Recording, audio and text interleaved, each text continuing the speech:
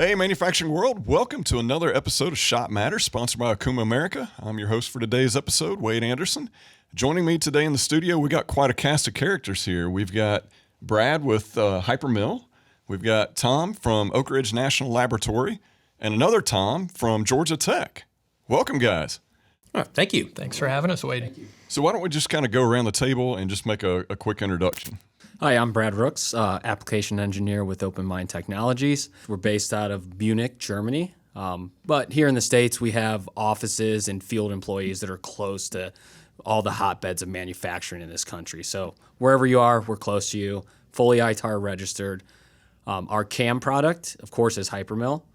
Our CAD product is HyperCAD S, which I think you'll agree is a little bit underappreciated. It's funny when I'm working in the CAD environment and I can work so fast and dynamically, and people that aren't used to being able to work that way in a CAD environment, their jaws drop. And I'm like, yeah, it's pretty good. So I think it's underutilized.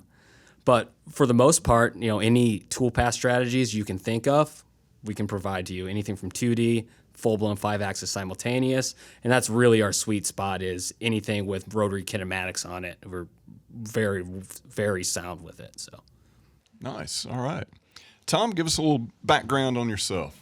Yeah, so I'm Tom Feldhausen. I'm from Oak Ridge National Laboratory in East Tennessee, just located outside of Knoxville, Tennessee. I'm a staff researcher at Oak Ridge National Laboratory, positioned at the Manufacturing Demonstration Facility. So Oak Ridge National Lab, we're a DOE science laboratory, and like our name suggests, at the Manufacturing Demonstration Facility is we demonstrate new and up-and-coming technology. And with a lot of that, we're placed outside of the Oak Ridge National Lab fence, so we're very public and very outward-facing. So with that, we collaborate with companies like Okuma and OpenMind, as well as Georgia Tech, to kind of help them develop new technology and really get it out into the user's hands with our mission to really help improve the U.S. manufacturing base. Very nice. And Tom, number two, tell me about it yourself. Sure. Well, so I'm Tom Kerpus. I'm from Georgia Tech, or Georgia Institute of Technology. We're located in Midtown Atlanta, so right there in Atlanta. And actually, I've just come back from a 3-year stint over at Oak Ridge National Laboratory, where I was working with Tom on a lot of the advanced manufacturing processes and so forth, and actually spinning up a whole new division on manufacturing science. And over at Georgia Tech, again, we partner with companies like OpenMind, a.k.a. Hypermill. I know that's the sort of product that we know about, but also Okuma. We've got a number of Okuma machines in our regular shops, in our educational shops, in our research facilities, and we'll partner up with Oak Ridge. In fact, we're a pipeline in terms of just getting our latest and greatest trained engineers out to places like Oak Ridge National Laboratory. But then also the link, in particular, with our industry partners is getting out trained engineers to really all of the different industries in Georgia and the Southeast and throughout the nation. Okay. Well, I've got an agenda in mind of some things I want to talk about, but before we do that, Brad, tell us a little bit about Hypermill. Really, what's the sweet spot for your product, your software in the industry? So we like to think of ourselves as a high-value solution to all manufacturing needs as far as programming CNC machines. We're really well known for our advanced 5-axis CAM strategies, and we really strive for innovation. So innovation is not just a word. So for instance, it's come pretty ubiquitous, barrel cutting. That's an OpenMind innovation. Came from the top down, and the concept was we need to solve a problem. We need to finish faster. So we take a small segment of a very large radius, put it on a tool, tangentially apply it to the surfaces, no matter how complex. Innovation. So 5-axis strategies, innovation, that's really where we hit the mark. Okay. And tell us a little bit more about Oak Ridge, and how do other manufacturing companies throughout the United States, how do we learn or how do we leverage some of the work that you guys are doing? That's a really good question. So let me give an example of an area that I work in. So I work in hybrid manufacturing, which is looking at the combination of additive and subtractive manufacturing. And what we do is we really collaborate across the entire supply chain. So we work with the material developers, we work with the software companies, the machine suppliers, and even the end users. And so really what we do is we try to get everyone in the same room, talking the same language, and working together. And that's really the best way for us to solve problems. And so one day we might have Akuma come in and say, hey, we've got this new idea, this new concept, but we want you guys to test it out. Help us develop it. Same on the software side, as well as we get companies coming in and they say, hey, we've got this new design for this part. We just don't know how to make it. And so that's where we can reach into our toolbox and really pull the thread of a lot of our collaborations and help find the right solution for their business. Okay. And Tom, how about Georgia Tech? Well, so we'll collaborate with partners like OpenMind and Oak Ridge and Okuma to really bring a lot of that together. So we'll do where Tom and his team over at Oak Ridge will do a little bit more of the applied work. We might do a little bit more of the fundamental type of work. In fact, actually, we always talk about putting the fun in fundamental, and that's what we do over at Georgia Tech. But it's really very applied. So we really want to say, yes, let's give these things a try and so forth. And what you'll hear from Brad is, okay, hey, we've got some new stuff we'd like you to try out. Well, I hand it over to 20 or 30 students. I can tell you, if somebody can break software, it's our students, right? And so really, we get the opportunity to kick the tires. And for us, it's a great, and whether it's software or hardware and so forth, hey, this worked, this didn't work, and so forth. But the students absolutely love it because, again, they're not in a production environment where like, oh, this didn't work, and we've got some deliverable coming up. But they really turn around and they say, hey, yeah, this is how we can work, or this didn't, this didn't work quite that well. And we actually, maybe it's because it didn't work that well, or maybe because we didn't understand it. But we're all about, how do we make sure that things are really working smoothly, that we understand how to use it, and then how we can teach the workforce, the best way to leverage these capabilities. Okay. Yeah. Very good. So you mentioned the word hybrid, which kind of brings me into my main topic that I want to really kind of peel the onion on today. So I know we've got one of our Laser EX machines at your facility. So in the world of additive manufacturing, that's always been a buzzword for quite a while, quite a few years now. And there's different flavors of additive manufacturing, and we kind of play in that hybrid space. Define what hybrid manufacturing is. So hybrid manufacturing, when I talk about it, it's going to be the combination of additive and subtractives, and the additive being directed energy deposition. So there's 7 types of additive manufacturing. We are in directed energy deposition. So basically we take a heat source, typically a laser, and we use that to center a feedstock, whether it be metal powder or metal wire, and we build layer by layer geometry, actually build parts. Now with that, with additive manufacturing, you don't really get an end-use part. There's not many applications where you press the print button and you get a part at the very end. There's always some sort of post-processing. Mm-hmm. With hybrid manufacturing, you actually can do everything in one single build volume. So you get the speed and the quickness and a lot of the performance offered by additive, but you're able to finish that part out. You machine it, you hit the geometrical accuracy, you get the smoothness and the precision offered by machining. You really get the best of both worlds. Okay. Yeah, actually, can I just add on that? Because there are a couple of other really cool things. And look, if I'm building, let's say like I've got my coffee cup over here, I'm building a really big coffee cup, I need a really big boring bar to clean it up. But if you think about it, I can just, and by the way, we say additive, but everybody also does, for those of you out there, 3D printing, right? So now I'm printing, so I can just print a couple of inches, then machine it, print a couple more inches, machine it. It's not quite that simple. I'm simplifying it, and Tom is laughing. I know Brad's laughing at that as well. But the idea is, I don't just print everything and then machine it back. I can actually combine the two together. The other thing, in my opinion, the beauty of it, because we're seeing a lot of the small, medium-sized shops, they want to get into 3D printing, in particular metal 3D printing. But okay, am I going to go invest all this money in a printer? Well, I can invest in a hybrid machine. I'm a machine shop. I can use this as a 3-axis or 5-axis machine, which I know, and I can make parts. And then as I get some jobs in the hybrid area, I can move in that direction. So it's actually a very nice entry point into additive manufacturing for a lot of these shops. Where do you see the market primarily for this type of work? Where what's low-hanging fruit, if you will? Where can people take advantage of this technology now versus where do you see it growing in the next 10, 20 years? Yeah. So you're definitely never going to use hybrid manufacturing to make, large production parts. You're never going to be pumping out thousands of parts from your machine. But there's really 3 areas that I'd highlight that it's really going to take off. The first one being repair. So whether it be in aerospace, whether it be in tooling, repair has been around for decades, right? Every tool and die shop, they've got a guy with a welder welding up a die where the high wear is and building it back and then grinding it down or machining it. That's a hybrid operation. Why not do it in one single machine? The second one is finishing. So where you can take a part, you get near net shape with machining, and let's say you have a feature. You add something on the side, maybe it's the same material, maybe it's something different, and you can actually finish that part out. So instead of having a bigger, stock geometry, you can actually slim that down, you use something cheaper and lighter, you machine it faster, and you're just applying that material exactly where you need it. And then the last one is actually the buildup of entire parts. So similar to what Tom said, you have parts with really high aspect ratios. With hybrid, it's not just building a part up and then finish machining it. It's that interleave between the two processes. So you're going to machine a part while you have reach and access of your tooling, and then you start interleaving those two processes together. Okay. From a programming aspect, Brad, what's different when you're looking at a hybrid or even the additive process? What's different about that versus what a guy would do in a subtractive method on a typical 5-axis machine?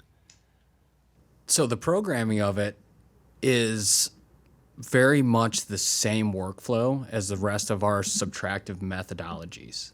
It's really no different. You just have to invert what you're doing. You're not taking it away, you're building it up.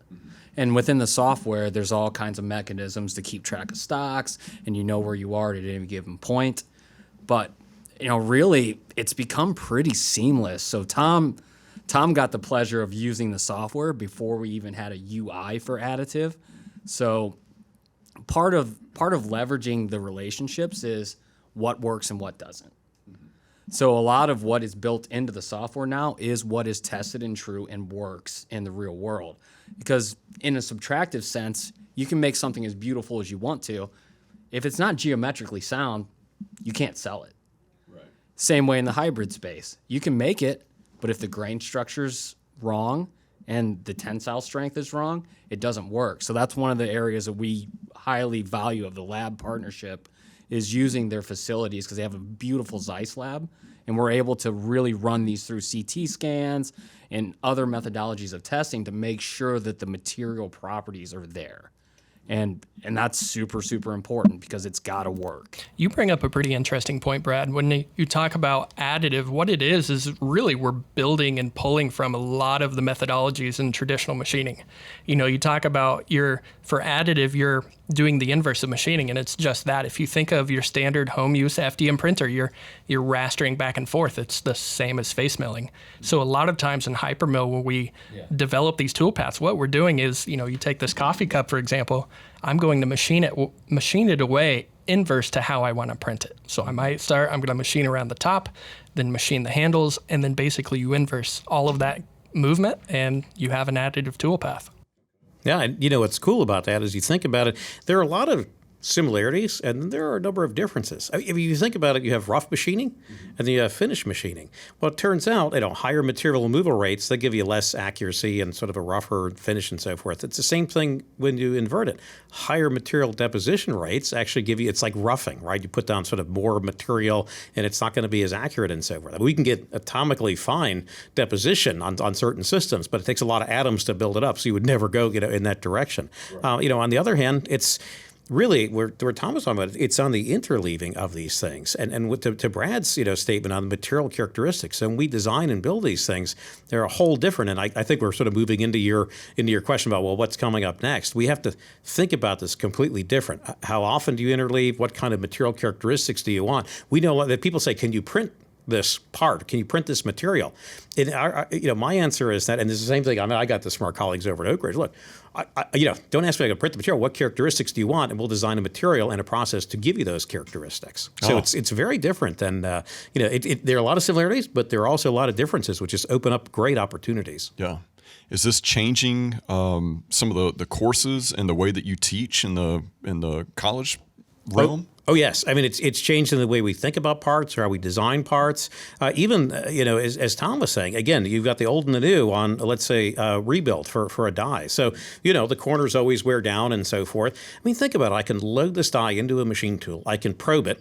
and then I can see where it's worn down. Then I machine it clear, and then I put down material on top of it, probe it again, and then blend it back in with the machine. It's all there. All the technology is there. But now think about it. Instead of putting on the same material, maybe I put down something that's a little harder. So my rebuilt die is actually better and it's going to last longer than my original. So it is a whole different way of thinking about it. And you just we've got to ingrain that into our students or even into engineers already in the workforce. You take that one step further, not even repairing it back to be functionally better, but even from the get-go, right? If you're printing that entire mold, why not do bi-material, use something cheaper, softer in the center, and then you hard face the entire outside of that mold.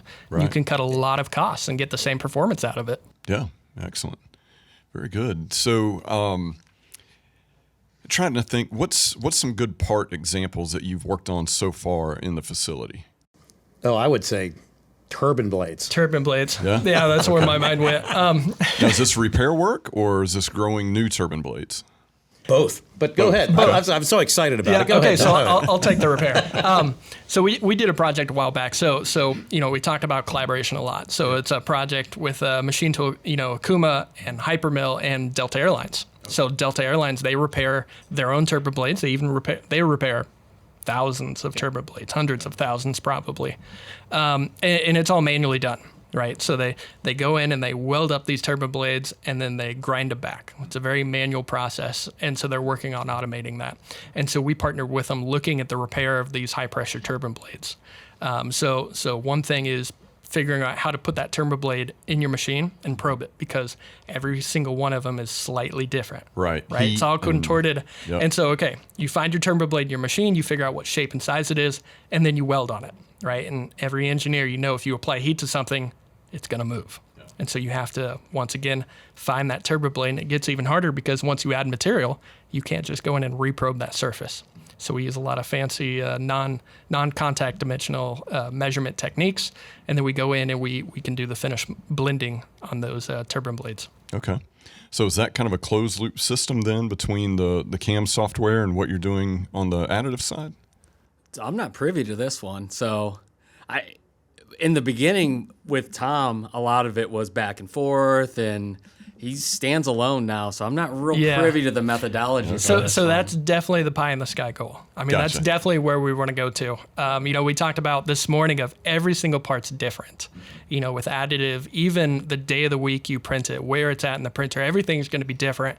Hybrid manufacturing is no different. So we're getting to that point where we're looking at closed loop control and, looking at augmenting the operators, making their lives easier and making better use of their, or improving their decision making. Yeah, I mean, it's just like we were talking about interleaving. I think when we first started thinking about hybrid, it was okay, print and then machine. All of a sudden, we'd like to interleave, and so it's the same thing over here. We're actually learning. Okay, well, we can do some interesting and new things. By the way, in terms of probing, when we do the probing in the machine of each individual turbine blade, we're now actually building up a whole set of statistical models for how these blades behave. So now we've got information on what this blade does. What all these different blades are doing over 3, 4, 5 years, or I don't know how many hundreds or thousands of hours of operation. So there's a lot more going on. Now, we were talking about so what could some of the next steps be? Well, first of all, maybe when I'm putting that material down at the tip of the blade, right? Why do we put material down at the tip of the blade? Well, because it wears away. What if we put down some harder material there? Or actually, just we were talking earlier, before we started the broadcast here, what if we just changed the microstructure so it's the same material, but just a slightly different microstructure to be harder at the tip of the blade so it doesn't wear as much? Now, and then you asked about printing blades. Well, we have, not on hybrid machines at this point in time, but we have printed blades and actually have put them out into gas turbines and in the hot fire path, and we've overspun them, we put them at temperature and so forth. But there, we actually know what's going on inside the blade. And I remember, actually, this was down at Delta Tech Ops in Atlanta. People are saying, well, I'm not super comfortable with 3D printing a turbine blade.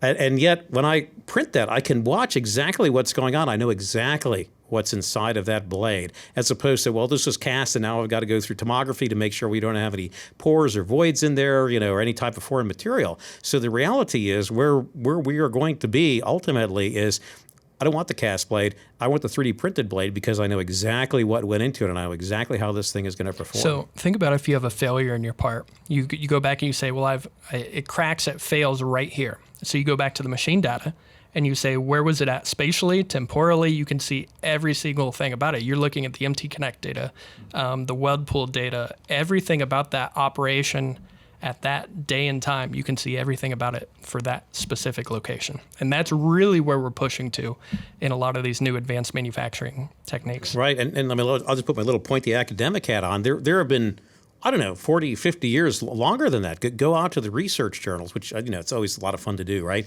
But I mean, all sorts of welding work going on. So, I mean, this is not like we're reinventing. I mean, any of the welding work, a lot of that work has been done. So we have a pretty good understanding in some of these cases of what to do and where to go. So we're actually leveraging lots of other, different research areas, really bringing them together to get some results that are pretty cool, frankly speaking. Yeah. So the machine you guys have currently on the floor from Okuma is a MU8000 Laser EX. That's running a Trumpf laser system. Mm-hmm. That's a disc fiber laser. Mm-hmm. And then you've got a Multus coming, right? Yes, sir. All right. Now, will that run off the same laser, or do you have another laser coming? Are you going to be running both of them separately, or how is that going to work? So we're going to be running these separately. Okay. So yes, we can run them off of the same laser unit, but you cannot run them simultaneously. Yeah.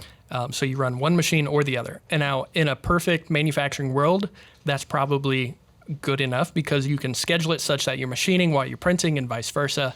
In a research sense, we want to get the most use out of both machines. So we're going to have separate laser units for both of them. Okay, very cool. And actually, Tom, because you're the guy who runs it all and so forth, but you mentioned the fiber optic. Yeah. Oh, I think it's the absolute coolest thing. You can look down the fiber optic directly at the weld pool. Can you just talk for 30 seconds about that? Because that is awesome. Yeah, so one of the really nice things about that system is we can look directly down the fiber line. So we have a camera that we're monitoring the weld pool. So one thing, right out of the box, what we do is we monitor for errors. If there's a spot on the glass, a piece of material bounces back up, sticks to it, we get damage to the optics. What we can do, we can see that in real time. Now, taking that a step further, we have our good friend Cyber Kyle. He's looking at monitoring those weld pools. I like the name. Oh, so does he. Yeah. and looking at the shape and size. So you talk about machine reversals, right? In milling, it doesn't matter if your machine tool speeds up or slows down. As long as it engages with the part in the right way, you get the same part. But in additive, you are literally spewing out hot metal. So if your machine speed up and slow down, you have larger welds and thinner welds. You start creating defects. Right. And so Kyle's doing a lot of work looking at closed loop control. So as you're slowing down, that weld pool is going to start getting larger, and seeing how we back off our laser power, or we change the machine traverse feed to help compensate for a lot of those errors. Okay. And just to highlight this, because this is something where, again, this is a big difference. So if I'm putting down a constant amount of material, but if I go faster, okay, there's sort of a thinner bead that's going down. If I go faster, it's a fatter bead. But again, think about this in a machine shop, right? I mean, how many people you're like, okay, I'm going to run, that's the first time I'm running it, let me dial down my feed rate override to 50% or 20%. You cannot do this in additive, right, in 3D printing, because if you do that, it's going to mess everything up. So again, it's one of these things where, yeah, there are similarities, but there are also certain things that you need to do a little bit of learning on as well, And so, in fact, one of the things we do with MT Connect, and this is Kyle, Dr. Kyle Salibi, but he's also known, AKA Cyber Kyle. He actually monitors with MT Connect all of the different overrides and so forth to make sure that all the knobs were set correctly. So, because again, if you're sitting in the middle, let's say it's the middle of a turbine blade, and just something goes a little bit wrong, or somebody turns the wrong dial, well, you may not know because it's sitting inside there. So this way, we're monitoring everything to make sure that, everything was made accordingly. So when that blade shows up, whether it's at, let's say, Lockheed Martin's F-35 assembly facility or Delta Tech Ops, they know that this thing was made 100% correct. We've got all the data for it and so forth. We actually call it the digital passport. It was made right. It's good to go. It's genuine. So that's awesome. So while we're on the topic of smooth machine motion, Brad, we've got to talk about additive turning. Oh, that's so cool. Yes, please talk about it. So this was derived by David Bordage. We need to give a nod to David. He's our product manager for additive. We need to give him a name like Cyber Kyle, so I don't know. We'll have to work on that. He'll watch this and we'll figure out what to call him. But I'm just kind of a conduit at this point because I've given him all the hyper knowledge I can. So you guys in your position, you really need a main line to David, and then by nature Joseph and Peter and all the guys up the food chain.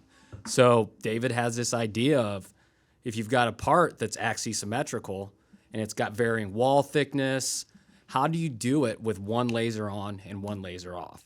So he had this brainchild of taking a 2D slice and you build your tool path, and then you use lines to correct the head position, and then you run it through the post-processor, and on the tail end is smooth 5-axis motion around the circle to where you can build side to side, pivot the head however you want. And with the post-processor technology, you can also pivot through the pole of the machine motion. So instead of it coming to the pole and you getting the harsh C-axis whip around, which is gonna degrade the build substantially, it just pivots through the pole and goes on the opposite side of the rotary. So it's a unique patented way of doing axisymmetrical turning additively.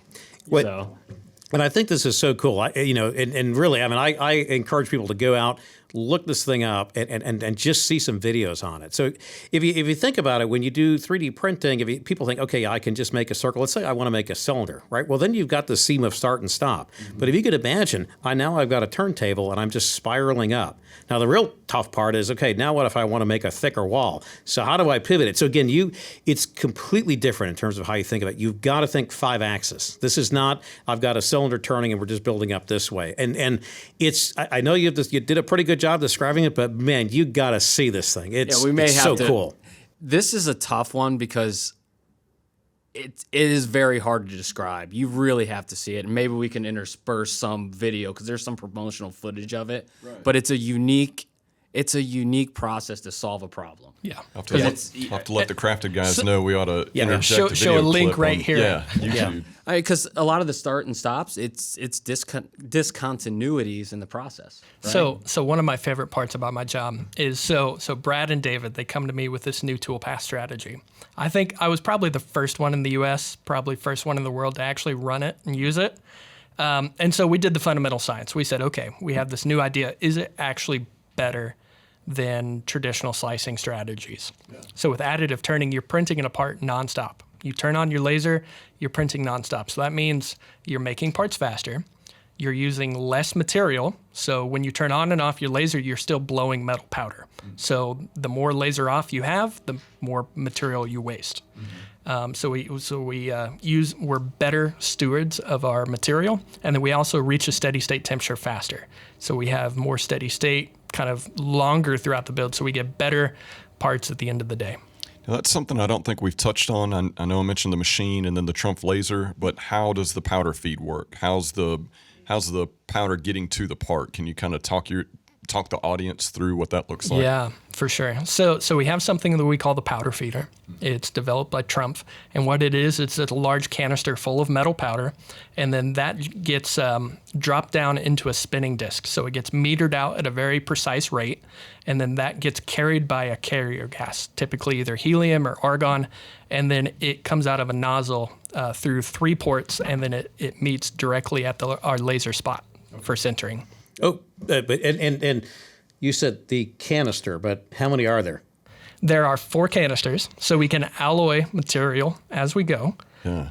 So you can blend between them? Yeah. Okay. So that's where we start talking about, it's no longer just print a part out of a single material. Let's say you're going from an Inconel to a copper. You can start grading those materials together, where you take two metals like aluminum and steel, things that you don't typically weld together, and you can start blending and alloying those together. Wow. And the beauty of that is look, of course they both go down hot and then they cool, but they have different, thermal coefficients of expansion. So as they cool, they shrink at different rates, and so they can tend to crack and pop apart. Mm-hmm. But if you functionally grade it, so you sort of slowly blend them together from let's say 100% steel to 100% aluminum, or if we're thinking about your die, so we have just a harder, what was it, stellite, right? Is one of the ones we might put on. So steel over to stellite. Now you don't have this break in material. It's sort of functionally graded. So when it does cool, the stresses aren't that high, and it tends not to crack. And so you can do all sorts of cool things. But again, it gets back down to your CAD and your CAM packages that can actually represent it, and then ultimately to how we teach students and engineers about how do we use these things and how do we think about them. So how do you think through it? Yeah. very different, but it's very exciting. And you also have to have a machine tool that can handle it. And one of my favorite things about the Akuma is the fact that we can change laser spot size. So we're actually dynamically changing the diameter of a weld we're having. So you can do that through the part program. Yes, sir. In real time as you're operating. Yes, sir. Okay. It's analogous. Would you ever buy a mill where you can only use one sized end mill? Right. Yeah. Right. You would never do that. It doesn't make sense. And there are options out there for additive equipment where you have a 1 millimeter spot or a 3 millimeter spot. You can change them distinctly, but with the Akuma you have a variable change from 0.6 millimeters all the way up to 6 millimeters. So you can do some really fine detail work. And then we're also, with our 6 millimeter weld, we're building entire molds and dies, on order of, a machine that uses metal wire. Okay. Do you, by the way, do you know, I don't know, do you know how many pounds per hour, if you want to do metric kilograms per hour? I know off the top of my head, we blow 36 grams per minute of metal powder with efficiency rates of about 80 to 85%. Okay. Wow. So I'll let the home users math that out for me. Yeah, there you go. Put a graphic Excellent. on the Yeah. screen.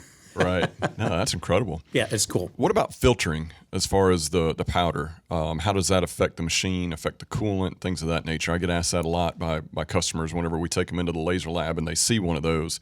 That's usually one of the first questions they ask is what happens to the powder when it runs into the machine? Yeah. So I think the first thing we need to talk about is the powder size. So with your traditional additive, your powder bed printers, they use a much smaller particle size. The DED technology uses powder sizes that are typically from 45 microns to 105 microns. So it's much larger. Your powder beds are typically sub 50 micron powder size. So it's a much safer powder size. It's not as explosive.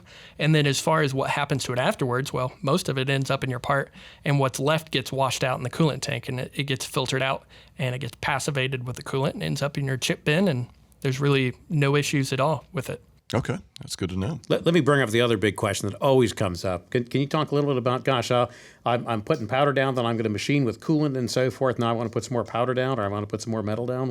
How does that go? Good question. We actually, that's a good plug for our new research paper that just came out. There you go. So we did a study where we actually printed in a high humidity environment. So we turned on our flood coolant for about 20 minutes, and we raised the humidity inside the build chamber up to about 95%. And then we printed in a puddle of water. We didn't wipe it off. We didn't clean the build plate because we wanted to see worst case scenario, how is our part going to change? And we saw no effect at all. It was the most No kidding. It was the most boring research study I've ever done. And by boring, you don't mean like drilling and boring. No. Yeah. So we started out with 316 stainless steel. It's a very commonly used in additive. We expect not much difference in hardness. And we saw little to no variation. So we went a step further and we said, okay, let's go to a martensitic steel, grade 91 steel. It's more prone to that lower hardness and high humidity environments. And once again, we saw little to no change at all. Now, with that being said, I have to say I'm guarantee there are alloys out there where that matters. But for what we saw, it was little to no effect at all. What do you contribute that to? I would say that's probably, I'm going to get in trouble here. Uh-oh. My material scientist, probably the high hydrogen levels. It's got to be. Did you turn up the shielding gas? No, I mean we blast it with 4 kilowatts of laser power. It just obliterates it. That's what I think you get that big old laser going, like you said, 4 kilowatts. Yeah. I don't think anything gets in its way. That's and the puddle of water, it was like the parting of the seas. You turn on that shielding gas and it just blew out. Well, there you go. It's very biblical, yes. Yeah. That's interesting. What type of coolant do you run there at the lab, if you don't mind me asking? Is it just a water soluble? It's just a water soluble, nothing fancy at all. Yep, very good. So where do you see this technology going 20 years down the road? Or maybe not that far, 10 years down the road. The reason I ask this, prior to my life at Akuma, I used to work for a company, and that's all we did grinders and then standalone lasers. So they weren't a hybrid machine per se. In I think it was 94, I got to run one of them at IMTS where I made titanium golf tees, and we gave them out to people at the show, just kind of a trinket kind of thing. Sweet. Yeah. And when I look at what we do today, and that's been 20 years ago, I mean, we've added it to the quote unquote hybrid machine, but the process itself, I haven't seen change tremendously over that period of time. But I feel like there's a lot more research and development going on. There's a lot more companies interested in it. There's a lot more eyeballs on it. And I think we're seeing an exponential growth in research and development on this. So I'm just kind of curious, where do you see 5-10 years down the road? How is this going to affect manufacturing in general, and especially for the mom and pop, let's say, job shop, the guys that has 5 or 10 machines? Is this going to be something that's within their grasp? Well, so I'll kick it off. So it's always easy to kick it off, right? Then let you guys, deal with the harder stuff. I'll get the easy parts out of the way. I think the reality is it's coming. Is it going to replace everything? No, of course not. I think we've got a lot of finely tuned courses that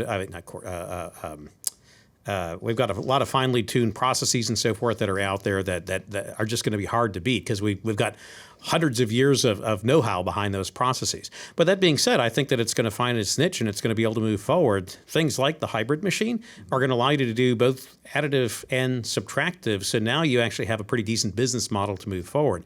I think it's going to allow us to do some interesting materials, types of concepts, even places where you say, hey, we can't get a big ingot of this type of material, but we can print the ingot up and actually don't need to print the ingot. We can print a near net shaped part and then start to machine it down. A lot of it's going to come with the software. So we see with Hypermill, hey, the more this thing gets out into mainstream, now the more the mom and pop shops are going to be able to make use of it and so forth. So I think it's going to start to find its way into industry, in the right area. Probably where you say, hey, I need some one-offs. We were talking a little bit earlier today. Are we going to make brackets? Well, somebody said no because you want to stamp a bracket out. But hey, if I just need 1 or 2 brackets tomorrow because I've just run short, I can't go and load the stamping machine up and so forth and stamp out 1 or 2. I might print a couple, even though it might cost me a lot more. Maybe instead of 5 cents, it's going to cost me $5 or something like that. But I might do it along those lines. So I think that there are going to be opportunities, and that those opportunities are going to grow as we move along. But a key thing really is, what does the software look like? What does the educational capability look like? What does the inspection look like? So we know that we have it moving forward. But I'll let you guys take a crack at that one too. So one thing I would definitely highlight that we see a lot in the National Lab, and I wouldn't even say this is 10 to 20 years down the road, is looking at casting replacements. Kind of in the recent culture we're seeing with supply chain, we get a lot of companies that come in and they just can't get castings. Things that should be off the shelf that are not even that complicated or that difficult to obtain. But you have things like metal powder and metal wire that are readily available, and you have a LaserEx machine where you can print any shape as long as it fits inside. Things like that become a lot more attainable to do here in the U.S. Yeah. Right. In fact, you mentioned castings. So are we going to use it for engine blocks? Well, the answer is, engine blocks are going away, right? So we were just talking about that over lunch too, right? So, okay, but the reality is, think about it. If I want to change that engine block, to have to change the whole casting process over. So as we go to, for example, fewer engine blocks, well, now I can update, but because again, we're going to electric vehicles, but now I can update a lot of these designs. So it may sort of work its way into areas, where you can actually make a big difference. And I think our material deposition rates are going to go higher and higher, and so at some point in time, it's going to be competitive. It's not going to replace every one of them, but it's going to be very competitive, and it's going to get into areas that I think we're not really thinking about right now. I know. What do you think, Brad? I can see prototyping for sure, because you think it and you can go do it immediately. There's no lag time between I need to order raw material and now I'm waiting, and as we progress, the time to market, it's got to be faster. You've got prototyping shops that can just think it and do it right now. It's perfect. And a lot of that, can run on a small scale for your mom and pop type of shops. Yeah, right.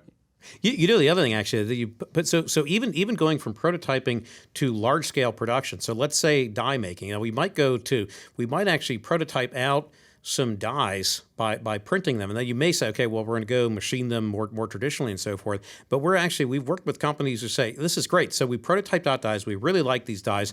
Can we run these for the next 90 days?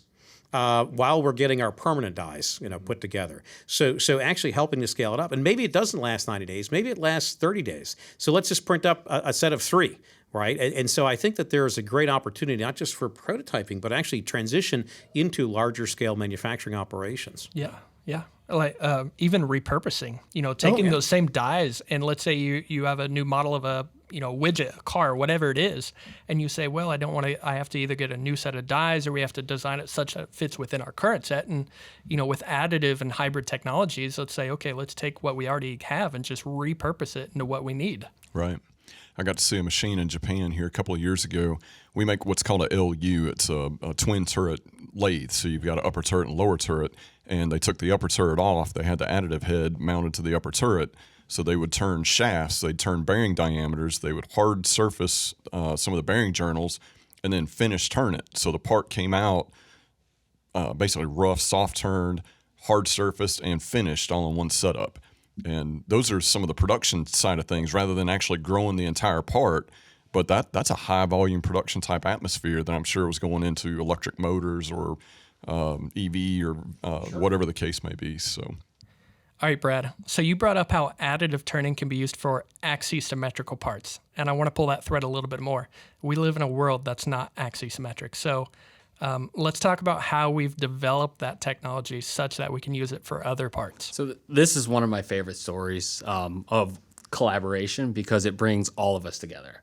So one thing that is leveraged with the OSP control is that you can change parameters on the fly instantly without interrupting any of the traverse speed. And that's unique to that control. Everything else out there, when you start changing these parameters, the traverse speed and the motion of the machine is interrupted. So we developed a skywriting technique whereas you can lay your tool path and then the laser fires on and off as it contacts surfaces within the CAD geometry. And this was something Tom asked for out of the blue almost. Yeah. It was just an idea that came up during a brainstorming session with David Bordage. And so tell me really more nice. about the application of it. Where would you use that? So parts that are mostly axisymmetrical. So let's say you had easy example, your coffee cup here. But let's say the handle stuck out just a little bit past your surface here. So it's fairly axisymmetrical. You would want to use additive turning because you get the best microstructure out there. But what additive turning or skywriting, as we're calling it, what it does is it dimensionalizes and generalizes the toolpath. So what you're doing is you're telling that OSP controller to focus on the motion. Just sit and spin at a constant RPM, and then we're going to do all the hard work of firing and turning that laser on and off. So instead of having to speed up and slow down for very fine detail on the radial inside or outside of your part, you're letting the laser do all of the hard heavy lifting for you. Okay. Yeah, that is cool. And one of the reasons I love this one is we were able to parlay this into helping one of our other additive customers because the same technology that was developed by OpenMind to achieve that toolpath, we were able to develop it for GKN Aerospace, and they're building large titanium structural components for the aerospace industry. And their request was they needed to change process parameters along the build at very distinct areas. So when you're looking at toolpath and nodes and your points, a really easy way to do that would be to just break it up by the toolpath nodes. But that changes. You change your quartile deviation, your tolerances, those move. But the skywriting technique, we were just able to rework it and give GKN a clear delineation of where these process parameters change, and it's set in stone forever. No matter what they do to the toolpath, the geometry is built, and it's a real solution to real-world problems. Wow, that is cool. That's taking everything a whole different level. It's the collaboration. No one can stand alone. It's the same instance with the Partners in Think program that Okuma runs. We're members, and we use it. B-axis turning, we're able to test it out, make sure that our code output is correct before we give it to customers, because it's new. People are scared of new. But when you present it to them and it's rock solid and it's been tested, then it takes the worry out of it. I mean, and the exciting thing there is that it gives you a capability, right? You have to think about it differently, but it gives you capability that it's just not there. So it's a new capability. This is not, we can do it some other way. This allows you to do some amazing things. And one thing I'd like to point, because you mentioned microstructure. Yeah. So this is, one thing that I think is just super important. Yes, geometry, but can you talk a little bit about how you're dealing with some of the microstructural aspects of things? So one of the really interesting things we found with additive turning is we have more homogeneous and anisotropic microstructure. What does that mean? So basically, Big words. I'll raise my hand. So So what it means is we go and we look at the grains, right? So when we hear about grains, we think of maybe turbine blades, and they're single crystal. You control the cooling rates very precisely, so you can control the grains inside of the metal. And with additive manufacturing, everything affects microstructure. And what we're doing fundamentally is starting to learn which knobs result in which types of microstructure. So homogeneous is exactly like it sounds. So that means it's mixed in really well. All of those grains are equally dispersed, and it looks really nice, and it's going to perform really, really well. And so we're starting to learn. We say, okay, if we program this part in a very specific way, we're going to get better material properties. And then even something we talked about over lunch, even when you go in and you machine something, you can machine it at a certain temperature, at a certain spindle speed, and you're further going to improve that grain structure. You're going to generate dislocations right on the surface. You go and you heat treat that, and then you're going to kind of mechanically change that grain structure of your part. So you can tune your performance at different locations inside your part, and it opens up Pandora's box of what's possible with this new technology. It feels like the tip of the iceberg to it, because there's just so much that you can do because you can now. Yeah. And especially if you can articulate the machine tool however you want to create the grain structure that is necessary for the component. Yeah. There's a lot you can do. And it really all comes back to the power of collaboration. Yeah. You know, with Hypermill we work with, they changed their software just so we're able to do this. Akuma changed the OSP controller so we were able to do this. And, you know, now it's all commercially available. Anyone can use it. And, you know, why not make better use of your machine tools? Right. You know, and it really is about, again, we talked about geometry. Everybody thinks 3D printing geometry, but materials. And now really it's not only just materials, but it's material characteristics. We can have the same material with different characteristics. And again, it gets back to the software, the hardware, and then the ability or the know-how in terms of how to use the combination of those. So, I mean, it really is a whole new frontier, as you're saying. We're just the tip of the iceberg. How to use it, but when do you use it? You know, I think that's a big part that I can see your perspective on. How do you teach engineers on this is when you're going to apply these kind of things? Right. That's fantastic. Well, guys, I appreciate you guys joining me here today. It's a great conversation. This is a topic I haven't really touched on yet during the Shop Matters podcast. So I appreciate you guys being willing to come and share your information. And if anybody in our audience want to learn more about it, what's the best way to go about contacting you? So, yeah, you just have to look me up over at Georgia Tech. It's pretty easy to find me. I'm over in mechanical engineering. You can look up in our manufacturing operations and so forth. But, yeah, this has been great. I got to tell you, anytime I can sit down and yak it over with a bunch of guys on the machine tools and hybrid and the whole bit, that makes my day. So Excellent. Thanks for the invite. Absolutely. Tom, how about Oak Ridge? Yeah, the best way to get a hold of us is looking on our website. If you go to the manufacturing demonstration facility, you know, any Google search will take you there, and it has all of our contact information. All right. And Brad, anybody wants to run the hot rod of 5-axis mill programming, how do they get in touch with you? Check out openmind-tech.com.